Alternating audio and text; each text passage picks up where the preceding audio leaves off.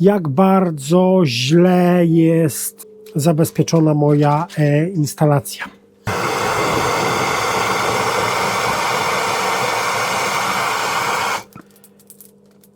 Piękna sprawa. Jeden mały problem. Malutki. Taki mały problem.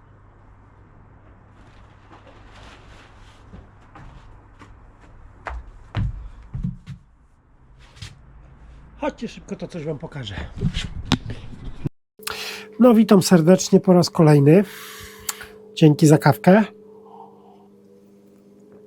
W samym początku chciałbym podziękować za wszystkie subskrypcje i komentarze na kanale. Dzisiaj będziemy mówili o tym, jak bardzo źle jest zabezpieczona moja instalacja. Mówimy tutaj o tym. Pootwierałem sobie już tutaj, tu pozdejmowałem obudowę. Na początku muszę was przeprosić, ponieważ wprowadziłem was w błąd. Dzięki koledze, który zwrócił mi uwagę w komentarzu, mówiłem nieprawdę. Kłamałem, powiedziałbym wręcz. Te bezpieczniki tutaj, to nie są bezpieczniki klasy T. Pomimo tego, że ja kupowałem je jako bezpieczniki klasy T, to są bezpieczniki klasy AR. Jakie to ma znaczenie? No, niestety to ma znaczenie, ponieważ bezpieczniki AR są bezpiecznikami szybkimi. To znaczy, one zabezpieczają przed zwarciem, natomiast nie zabezpieczają przed przeciążeniem. W momencie, gdybym do tych bezpieczników podłączył na przykład silnik elektryczny, w momencie rozruchu prąd ten rozruchowy jest znacznie większy niż prąd nominalny i ten bezpiecznik by się przepalił. On po prostu nie jest przystosowany do przeciążeń. Te bezpieczniki klasy AR służą do zabezpieczania MOSFETów, tak? Do zabezpieczania elektroniki, ponieważ jest to bezpiecznik bezzwłoczny, prawie że. W moim przypadku nie ma to większego znaczenia. Nie mam prądów rozruchowych powyżej 250 A. Natomiast nie jest to niestety bezpiecznik klasy T. A ja mówiłem, że to są bezpieczniki klasy T.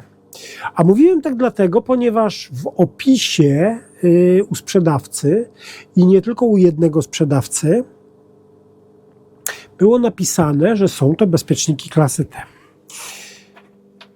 To pokazuje nam, jak bardzo ważne jest sprawdzanie tego, co kupujemy. Tutaj sprzedawca w UK, ponieważ te bezpieczniki dotarły do mnie na następny dzień, wysyłane przez Amazona, twierdzili, że to są bezpieczniki klasy T, a ja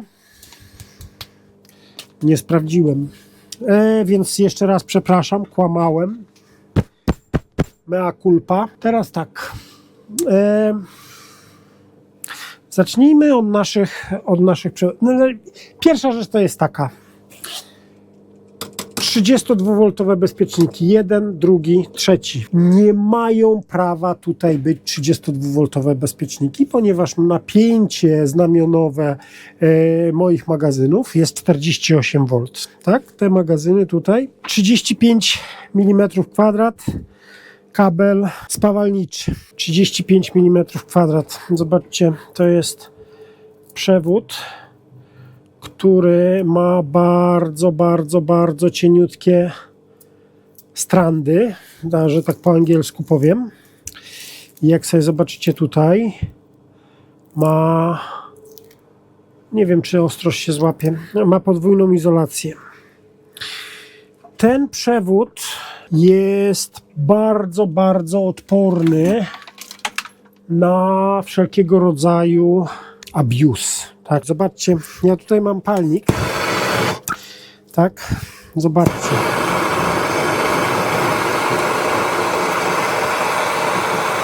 W pełnym ogniu. Faktem jest, że zmienił kolor. No więc, tak jak mówiłem, zobaczcie, potrzymajmy dłużej w ogniu. Czemu nie?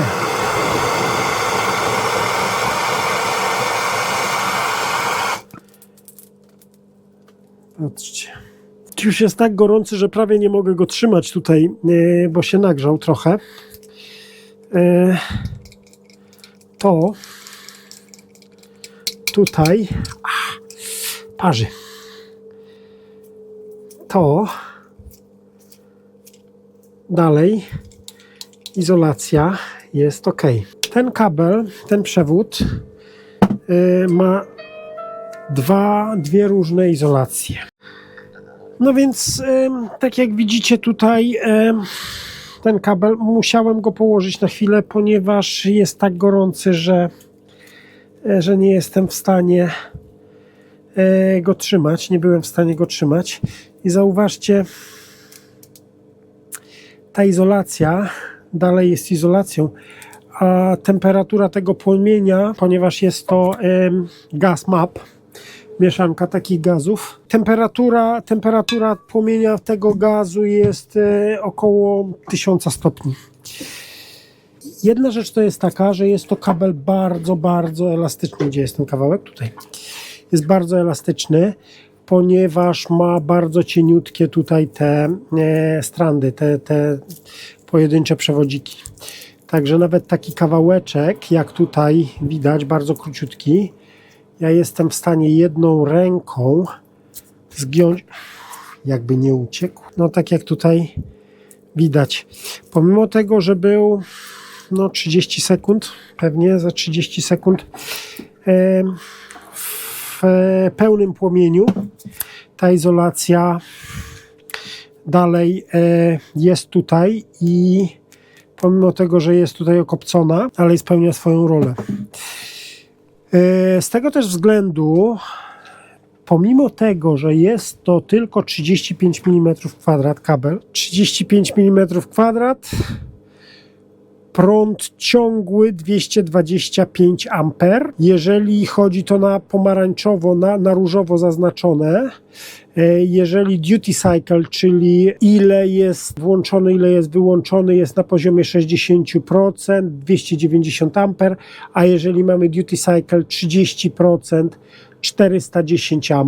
Więc przy 60% duty cycle, tak, mamy 290 A. To jest dokładnie ten kabel. Ten kabel jest robiony do British Standard, czyli do takiego brytyjskiego standardu 6360 i ma dwa rodzaje izolacji. Jedna izolacja jest EPR, tak, a druga izolacja jest HOFR.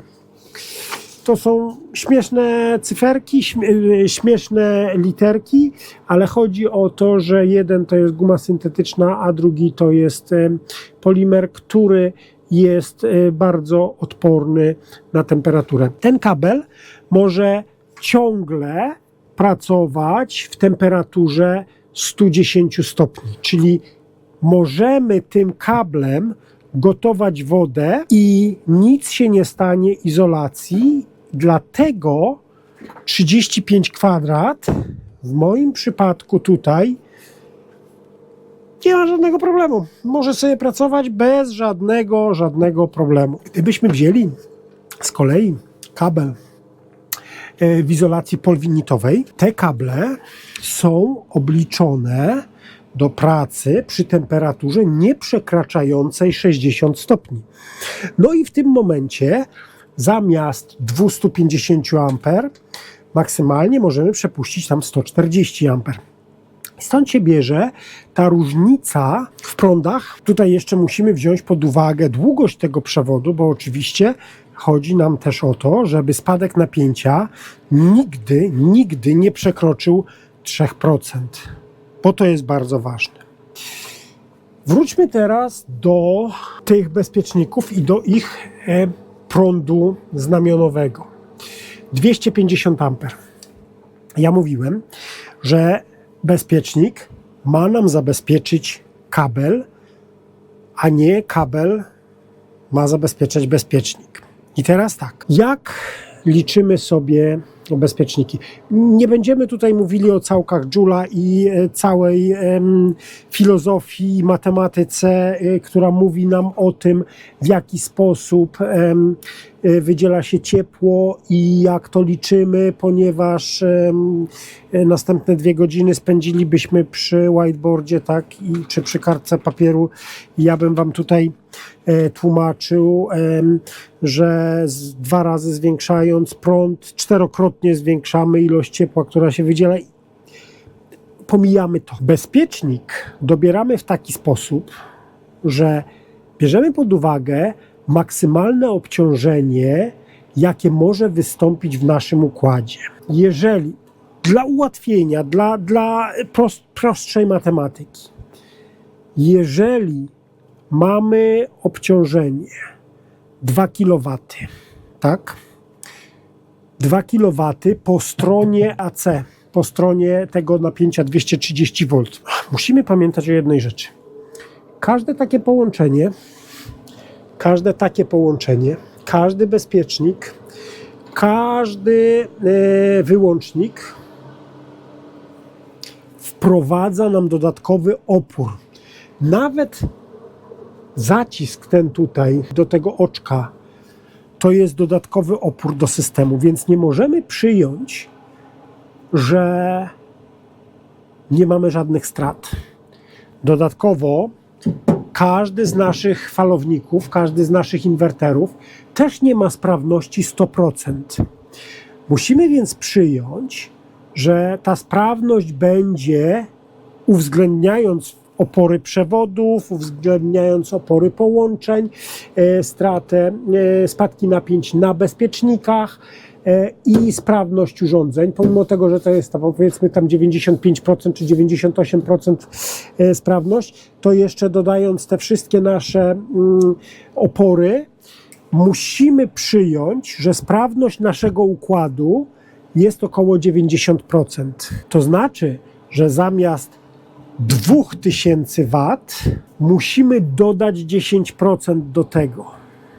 Czyli to będzie już 2200 W. 2200 W, które będzie sobie płynęło tymi przewodami. I teraz jeszcze, jak dobieramy bezpiecznik, to żeby nie było czegoś, co się tutaj nazywa nuisance tripping, czyli takie bezsensowne odpadanie bezpieczników, musimy dodać 25% do naszych wyliczeń. Z tego też względu 250 A, które jest tutaj na tym bezpieczniku, jest prawidłowe, ponieważ my dodaliśmy te straty, plus dodaliśmy 25% do naszego prądu, do naszego całkowitego obciążenia. W tym momencie ten bezpiecznik będzie działał prawidłowo, będzie spełniał swoje zadanie, natomiast nie będzie nam bezsensownie rozłączał całego układu. Zobaczcie, źródło zasilania, tak? Bezpiecznik powinien być jak najbliżej źródła zasilania, jak to jest tylko możliwe. Teraz, dlaczego ja mam tutaj każdy magazyn połączony osobnym kablem? No dlatego, że ja zakładam, że każdy z moich magazynów w najgorszym wypadku będzie w stanie dostarczyć mi 200 A do Lynxów. To są 1000 amperowe szyny, 1000 amper spokojnie te szyny mogą sobie tutaj dostarczyć. Ja nie muszę się martwić, że coś się z nimi stanie. Ja mam 6 magazynów. 2 razy 6 jest 1200, ale moje magazyny nigdy w życiu nie będą obciążone do tego stopnia, żeby musiały te 200 amper wypchnąć. I jeżeli każdy z nich da mi 50 amper, to jest maks. I teraz zastanówmy się, co się stanie, jeżeli my zewrzemy sobie te 2 przewody tutaj. No, ten magazyn możemy sobie pominąć, ponieważ jego oporność wewnętrzna jest tak wysoka, że tutaj maksymalny prąd zwarcia będzie tam na poziomie, nie wiem, 2000 amper. Natomiast te pozostałe, 4 tutaj i jeden tutaj, tak? Te magazyny mogą, prąd zwarcia przy niskim oporze może przekroczyć 6000 A. Te bezpieczniki są w stanie rozłączyć prąd o wartości 10 000 A, może 20 000 A. Dlaczego? Jeżeli weźmiemy sobie pod uwagę ten bezpiecznik, to jest bezpiecznik 100 amperowy, ale na 32 V. Dlaczego napięcie jest istotne? Napięcie jest istotne, ponieważ pomimo tego, że tu jest tylko 100 A, jeżeli nastąpi zwarcie na tych przewodach albo tutaj na kontrolerach MPPT, no to pomimo tego, że mamy tutaj bezpiecznik 100 A, on jest tylko 32 V, więc długość tej komory, w której łuk, który powstanie, a powstanie łuk na 100%, łuk elektryczny przy prądzie stałym, on będzie się palił i palił, bo jest prąd przepływa tylko w jednym kierunku, nie przechodzi przez 0 V. Zwęgli nam tą obudowę tutaj. Jak ona się zwęgli, węgiel jest przewodnikiem, zacznie się palić, zacznie się topić tutaj, narobi się pieruństwa, może spalić się dom. Może, nie musi, może. Nie możemy wykluczyć takiej ewentualności. Dlatego 32V bezpieczniki nie mają racji bytu w instalacjach 48V, ponieważ napięcia są powyżej 50V, jeżeli magazyn jest w pełni naładowany.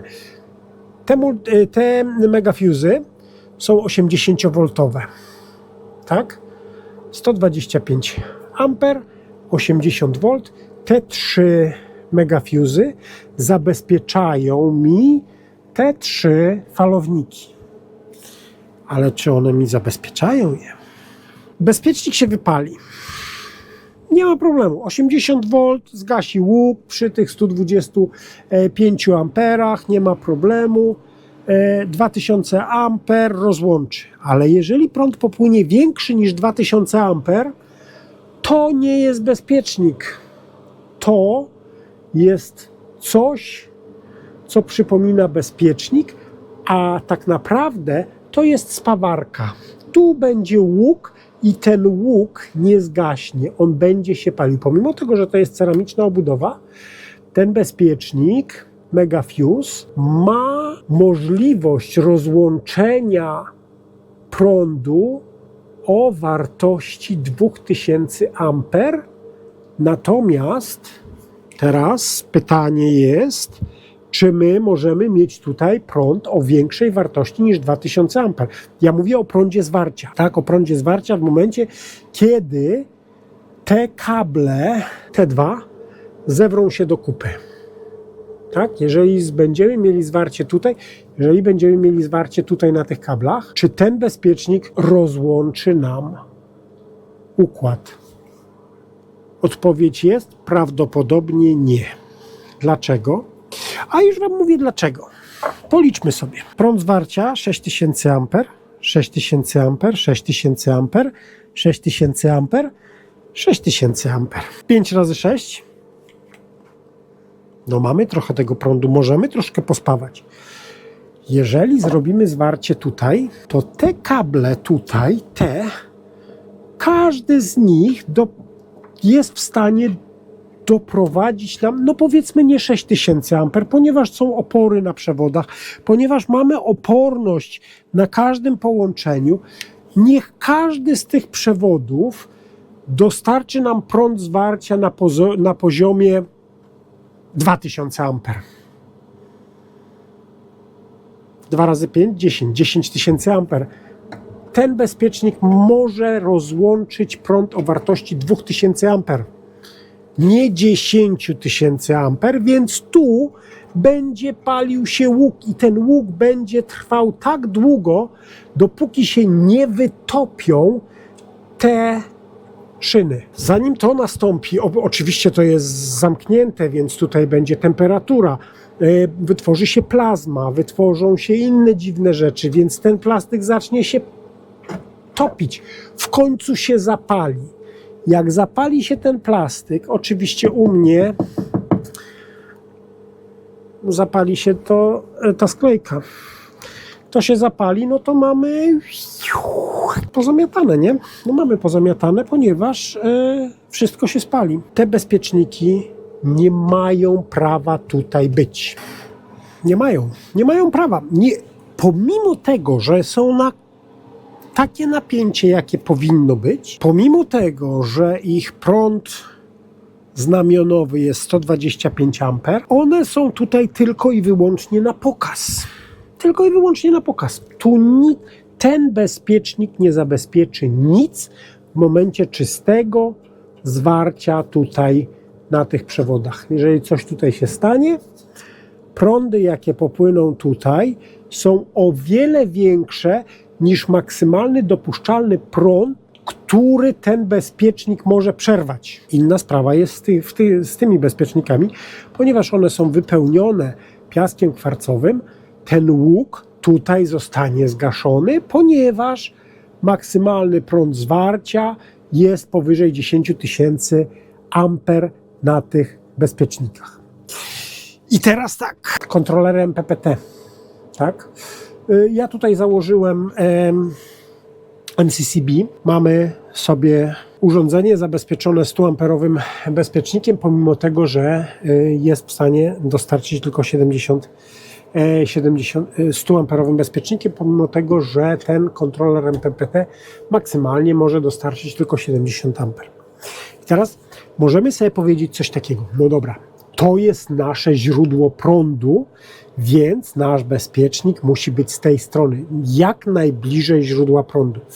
Ale teraz zastanówmy się, co się stanie, jeżeli nasze zwarcie nie będzie tutaj za bezpiecznikiem, tylko będzie tutaj, wewnątrz, w środku. Coś się stanie, nie wiem, MOSFETy się zgrzeją, spalą, zewrą się do kupy. Oczywiście oporność nie będzie tutaj bardzo niska, coś tam będzie, ale teraz zobacz, ten kontroler MPPT jest podłączony tutaj do tych szyn, więc skąd pojawi się nam prąd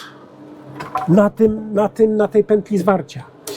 Jeden to będzie oczywiście z paneli słonecznych, tak, z paneli PV, ale wszystkie te kable tutaj, te i te, są podłączone do tej samej szyny, więc ten prąd zwarcia będzie sobie szedł tędy również, tak? Więc my nie możemy sobie powiedzieć, że ten bezpiecznik tutaj możemy zostawić jako megafuse, bo znowu mamy 6 magazynów, które są w stanie, powiedzmy, że każdy dostarczyć tylko 2000 A. Każdy z tych magazynów jest w stanie dostarczyć minimum 2000 A. 2000, 4000, 6000, 8000, 10 000, 12 000 A. 2000 A tylko prąd, który może być rozłączony na megafuzie. 2000, a my mamy ile? 12 000. To jest urządzenie tylko i wyłącznie na pokaz, jak bombki na choince. To jest urządzenie tylko i wyłącznie na pokaz, jak bombki na choince. Nie ma takiej możliwości, żeby megafuse zabezpieczył nam zwarcie, niskooporowe zwarcie na którymkolwiek z tych kabli. Nie ma znaczenia, że to jest tylko 70 A. Jeżeli zwarcie nastąpi tutaj, bo może coś się stać, to jest Victron. On jest bardzo niezawodny, ale my mamy Deje na przykład, albo jakieś inne chińskie cuda. No i tam już, jeżeli chodzi o tą niezawodność, to już nie jest tak jak w Victronie. Ale nawet Victron jest w stanie zrobić nam małe kuku. Może się tak zdarzyć, że tutaj popłynie za duży prąd, 12 000 A i tu mamy co? Czy tu mamy co? Tu mamy spawarkę, tutaj mamy łuk, który się nie zgasi, ponieważ ten bezpiecznik nie jest w stanie przerwać tego łuku. ten bezpiecznik nie jest w stanie przerwać tego łuku, bo to jest tylko 32 V.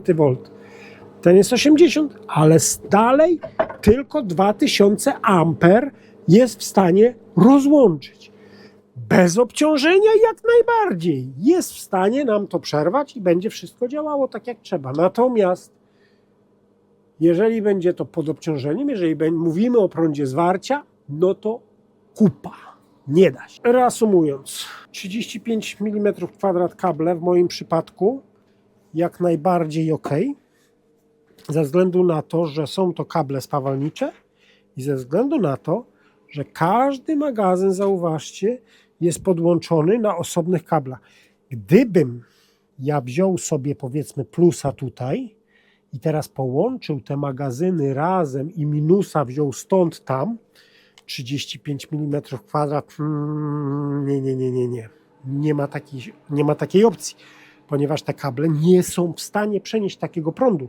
One będą się grzały za dużo, za mocno, one będą generowały za duży spadek napięcia. Ale zobaczcie, następne bardzo kiepskie ogniwo. Te wyłączniki to są rozłączniki, to nie są wyłączniki. One są w stanie rozłączyć nam ten układ pod warunkiem, że nie jest to rozłączanie pod obciążeniem. One są bardzo kiepskiej jakości. Pomimo, że to są Victrona, to są wyłączniki Victrona przeznaczone do rozłączania akumulatorów, no jednak one tutaj nie powinny być. Jest coś takiego. Kable, które idą sobie od magazynów, 35², powiedzmy, że każdy będzie w najgorszym wypadku dostarczał 100 A, więc one dadzą radę. Ale teraz kable, które idą przez te wyłączniki, ponieważ te wyłączniki rozłączają mi te falowniki, te kable są troszeczkę za cienkie. To jest tylko 5-kilowatowy inwerter, więc teoretycznie ze względu na to, że długość tych przewodów nie jest jakaś strasznie duża, to 35 mm tutaj, jeżeli chodzi o ten kabel spawalniczy, może być. Ja to zmienię na 70 mm², tak jak producent zaleca. No ale nie miałem niczego innego, więc zainstalowałem sobie te 35 mm² przewody. Te przewody podczas ładowania, te trzy, grzeją się. I grzeją się znacznie. Moja izolacja jest w stanie wytrzymać to, jest w stanie pracować w temperaturach powyżej 100 stopni i nie zdegraduje się. W związku z tym ja się nie boję, że tutaj poprzez to przeciążenie i poprzez wzrost tej temperatury ja będę miał jakieś duże z tym problemy. Natomiast gdyby to była izolacja polwinitowa, polwinit jest przeznaczony do pracy z temperaturami nieprzekraczającymi 60 stopni. I w tym momencie, no tutaj już byłby duży problem, ponieważ ta izolacja zdegradowałaby się dosyć szybko. Tyle, jeżeli chodzi o sprostowanie i wyjaśnienie, co tutaj mamy źle. Generalnie zasada jest taka, wszystkie bezpieczniki takie same. Fakt, to nie są bezpieczniki klasy T, tylko AR, to są bezpieczniki szybkie. W moim przypadku nie ma to znaczenia. Ja wymienię je wszystkie właśnie na te same bezpieczniki. Pozbędę się tych 32V, tutaj ich nie było. Ja je specjalnie włożyłem, bo ja miałem tutaj te 80V. Wymienię je na takie właśnie bezpieczniki AR. Jakie jest prawdopodobieństwo, że nastąpi zwarcie takie niskooporowe? No niskie, tak jak opór, tak i prawdopodobieństwo, ale nie jest to prawdopodobieństwo równe zeru. W związku z tym, gdybyśmy wiedzieli, że coś się stanie, to byśmy wyłączyli wszystko. Nie wiemy, kiedy coś się może stać. Być może coś wewnątrz urządzenia padnie, coś się zewrze, coś... Nie wiem. No może się stać, a my musimy mieć instalację zbudowaną w taki sposób, że nawet w najgorszym wypadku coś przerwało nam ten obwód. My nie chcemy polegać na naszych BMS-ach, bo BMS-y nam nie wyłączą tego. One nie mają szansy wyłączyć nam prądu zwarcia, takiego niskooporowego prądu zwarcia. Dlatego mamy bezpieczniki. No, więc tak jak mówiłem, dużo błędów, bardzo dużo błędów. Do jednej rzeczy, do której nie można się przyczepić, to do moich kabli. Moje kable są dobrane prawidłowo. 35 mm2 do Seplosa. Piękna sprawa. Pomimo tego, że producent mówi tutaj 70 mm2, te kable są za cienkie. Boczników tutaj nie powinno być. No ale ja potrzebuję te boczniki do tego, żeby robić różne eksperymenty, dlatego je tutaj mam. Teraz tak. Wracajmy do BMS-ów. Wiemy dobrze, że BMS-y Seplosa no to tak sobie działają. Dlatego ja tutaj mam te dwie kostki dalej prowizorycznie. To są IBMS-y. Jedna kostka około 200 funtów, no mniej więcej 200 funtów. Ale znalazłem coś tańszego. Znalazłem idealne rozwiązanie. Zobaczcie, w takiej obudowie, w obudowie na szynę, te kacze, jak ona się tam nazywa, tu się w Anglii nazywa DIN Rail. Na GitHubie jest oprogramowanie, które się nazywa YAMBMS. YAMBMS. Wrzucamy na to urządzenie i ono robi wszystko. Ono agreguje nam wszystkie nasze BMS-y. Znaczy, znowu, jeżeli mówimy o BMS-ach Seplosa w wersji trzeciej, jedno urządzenie, w wersji drugiej drugie urządzenie. Tutaj jak zobaczycie, no to mam jedno urządzenie podłączone już, obydwa są zaprogramowane. Ten jest jeszcze nie podłączony. Co one robią? Czytają i wysyłają nam do sieci albo na swoją stronę www, albo do Home Assistanta. Wysyłają nam dane z każdej jednej baterii. Nawet mając BMS-y Seplosa, my możemy widzieć sobie napięcia na celkach, jeżeli zalogujemy się na oprogramowanie Seplosa. To oprogramowanie jest oprogramowaniem lokalnym, więc my musimy być fizycznie przy tym urządzeniu albo podłączonym przez Bluetootha, albo podłączonym przez kabel. Tutaj właśnie, tak jak ja tutaj mam, zaraz, tak jak tu sobie zobaczycie, każdy magazyn jest widoczny, natomiast nie jesteśmy w stanie sprawdzać sobie tego zdalnie. YAMBMS, bardzo smaczny BMS, pokazuje nam napięcia i temperatury na każdej jednej baterii, na każdym jednym magazynie. Możemy sobie ustawić, jaki jest prąd ładowania, jaki jest float current, tak? Czyli jaki jest ten prąd, jeżeli już bulk zostanie zakończony, ile on ma obniżyć, jak długo ma trzymać. Piękna sprawa. Jeden mały problem. Malutki. Taki mały problem. To nie działa. No nie działa. Ja to podłączam. On tutaj próbuje się połączyć po RS-ie. Tutaj jest zrobiony kabel.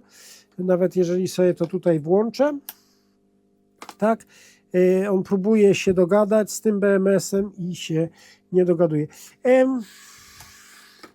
Nie wiem, ja to dopiero wczoraj instalowałem, więc prawdopodobnie jakiś błąd w moim oprogramowaniu, czy w w moim skrypcie, gdzieś tam jest. Na stronie GitHuba, tam jest głównie mowa o BMS-ach JK. No JK jest dużo lepszym BMS-em niż Seplos. Jeszcze popracuję nad tym. Jeżeli to zadziała mi na Seplosach, to jest idealne rozwiązanie. Jaka jest różnica? IBMS działa prosto z paczki, ponieważ jest to wersja komercyjna. Kosztuje wprawdzie 200 funtów, ale podłączamy i działa. Nie musimy, tam trzeba skonfigurować, oczywiście możemy sobie zmienić napięcie, czy prądy ładowania i napięcia i tak dalej. Natomiast YAMBMS musimy sobie skompilować, musimy sobie wgrać to oprogramowanie. Jaka jest zaleta? 20 funtów. 20. 200 funtów. 20 funtów. No ale nie działa. 20 i nie działa, więc to jest dla ludzi, którzy chcą z paczki wziąć sobie coś, podłączyć i wszystko działa. 20 funtów. Popracuję jeszcze nad tym, pobawię się, bo RS485 i protokół CAN. CAN do rozmowy z Victronem i oczywiście RS485 do rozmowy z magazynami. Także fajnie by było, jakby zadziała. Jeżeli zadziała, to jest najlepsze rozwiązanie, nawet jeżeli nie chcemy, żeby to urządzenie kontrolowało nam nasze falowniki, gdzie one są tutaj, to już sam fakt, że wrzuci nam te wszystkie dane do sieci i będziemy mogli sobie oglądać napięcia, temperatury i wszystkie prądy, cokolwiek, super sprawa. Dobra, słuchajcie, na dzisiaj to wszystko. Następnym razem porozmawiamy sobie o czymś, o czym Reuters, agencja Reutera w zeszłym roku alarmowała, jeżeli chodzi o chińskie inwertery, chińskie falowniki i chińskie baterie. To o tym porozmawiamy sobie następnym razem. Na dzisiaj dzięki wielkie za oglądanie. Bardzo dziękuję za wszystkie subskrypcje. No i dzięki za kawę. Dzięki.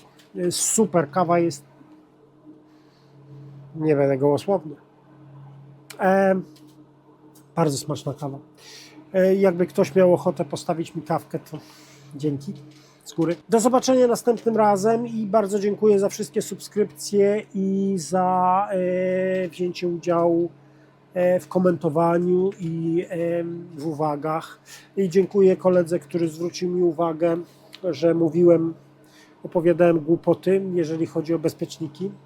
Jeszcze raz, to trzeba sprostować. To nie są bezpieczniki klasy T, to są bezpieczniki klasy AR.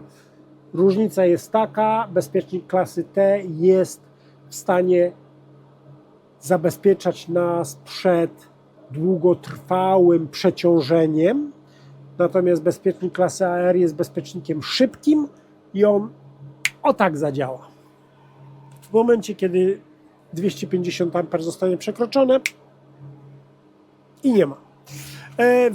Tak jak mówiłem, w moim przypadku nie ma to najmniejszego znaczenia, ponieważ ja tutaj nie mam obciążeń takich, gdzie są prądy rozruchowe. Natomiast dla tych wszystkich, którzy mają elektryczne silniki dużej mocy, no to te bezpieczniki się nie nadają. Jakieś pytania? Jeżeli byście mieli jakieś pytania czy komentarze, bardzo proszę tam na dole. Kawkę można mi postawić, jak zawsze. No i do zobaczenia następnym razem.